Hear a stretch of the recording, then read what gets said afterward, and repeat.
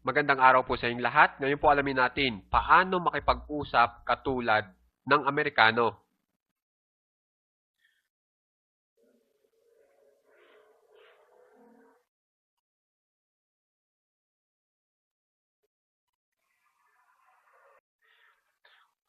Okay po, kung gusto nyo po talagang makipag-usap na parang Amerikano na, kailangan nyo pong matutunan ang tinatawag na phrasal verbs kung saan ay ibinibigay ko na po sa inyo ngayon. Kasi po, ang phrasal verbs, lagi po yan ginagamit ng mga Amerikano sa pakikipag-usap para maiparating nila ang kanilang gustong iparating sa detalyadong pamamaraan. Kaya naman po sana tandaan nyo po lahat itong phrasal verbs natin at unawain. Dahil kapag natutunan nyo iyan at nalaman nyo kung paano gamitin, talagang kung makipag-usap na po kayo ay mala Amerikano na. Kaya naman po, umpisa na po natin ngayon. Okay, ang una po nating phrasal verb ay ang bunch up. Okay, ang bunch up po, ang ibig sabihin ay pagsama-samahin. Pag may nagtatanong po dyan kung anong ibig sabihin ng up, yan po yung direksyon ng ating kamay. Kung paano natin pinagsama-sama yung mga bagay na gusto natin pagsamahin. Kasi pag pinagsasama-sama po natin yung grupo ng mga bagay, yung direksyon ng ating kamay ay pa-forward.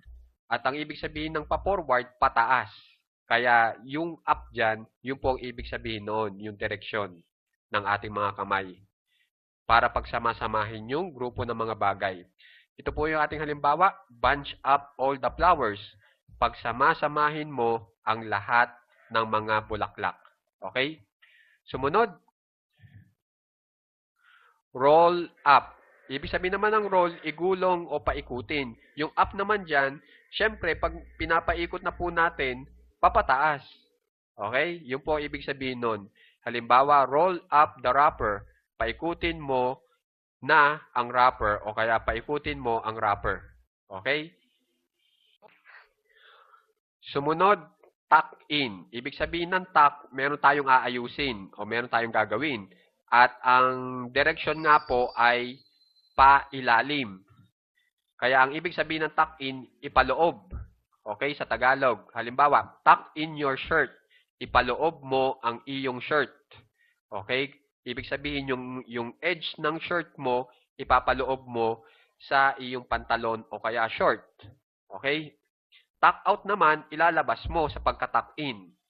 Ang ibig sabihin, kasi out na eh. Ibig sabihin, ng out, ilabas. Diba?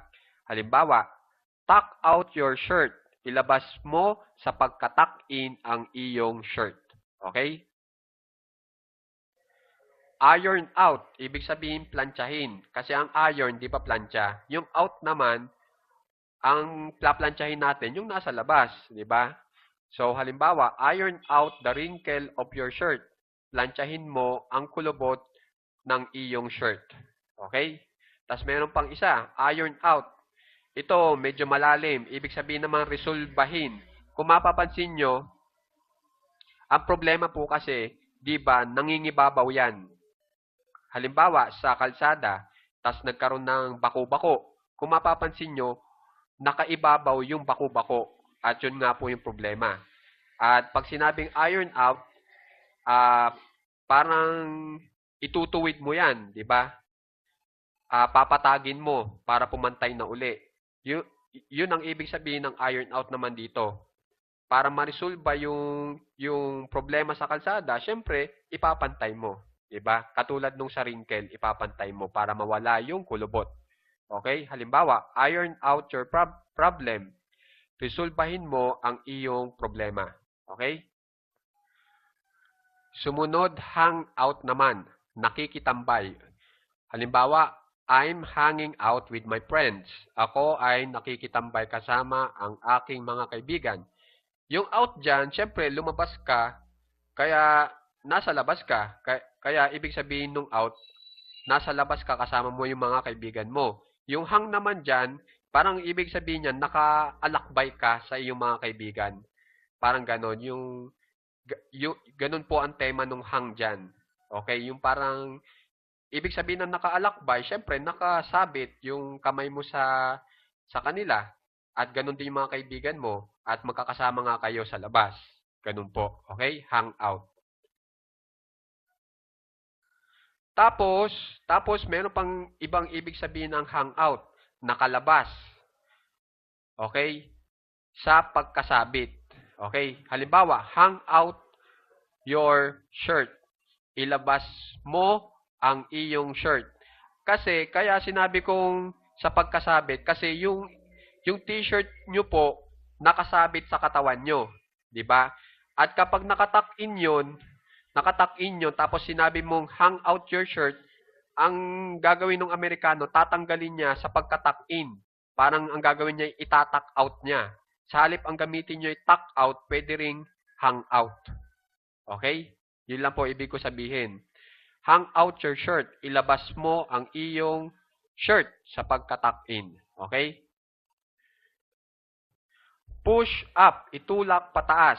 Push up your short sleeve. Ayun.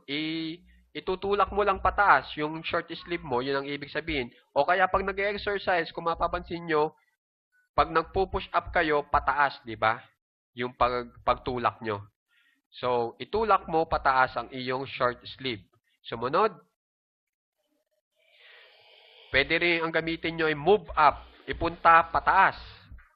Move your shirt sleeve up.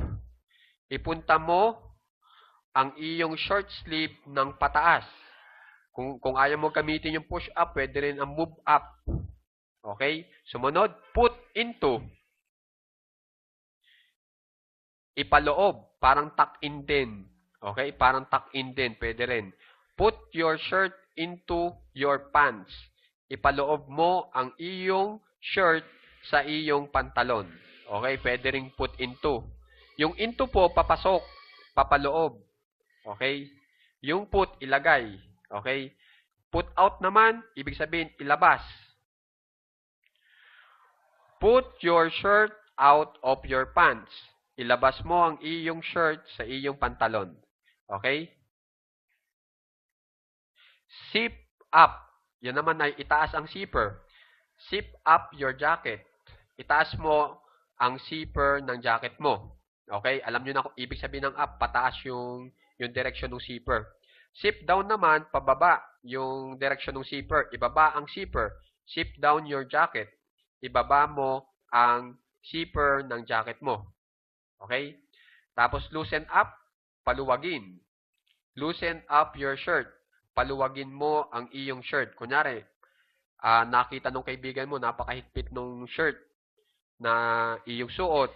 Pag sinabi niyang loosen up your shirt, ibig sabihin, paluwagin daw yung t-shirt mo. Sumunod, pwede rin ang loosen up ay ibig sabihin ay relax. Loosen up yourself. I-relax mo ang iyong sarili. So, guys, pansamantala, tapos na po tayo. Sana matandaan nyo lahat ng phrasal verbs na aking ibinigay sa inyo kasi gamit na gamit po yan. Magdadagdag pa po ako ng iba sa susunod. Kaya sana subaybayan nyo kung nagustuhan nyo yung ating lesson for today. So, maraming salamat po sa mga nanood, lalong-lalo na po sa mga nagsasubscribe, nagla-like, nag-share ng ating channel para tulungan ang ating channel at tumulong din sa iba. Kasi pag nag-share po kayo, makikita rin po yan ng iba. Maraming salamat po sa inyong lahat at salamat po talaga sa tiwala and good day po muli sa inyong lahat.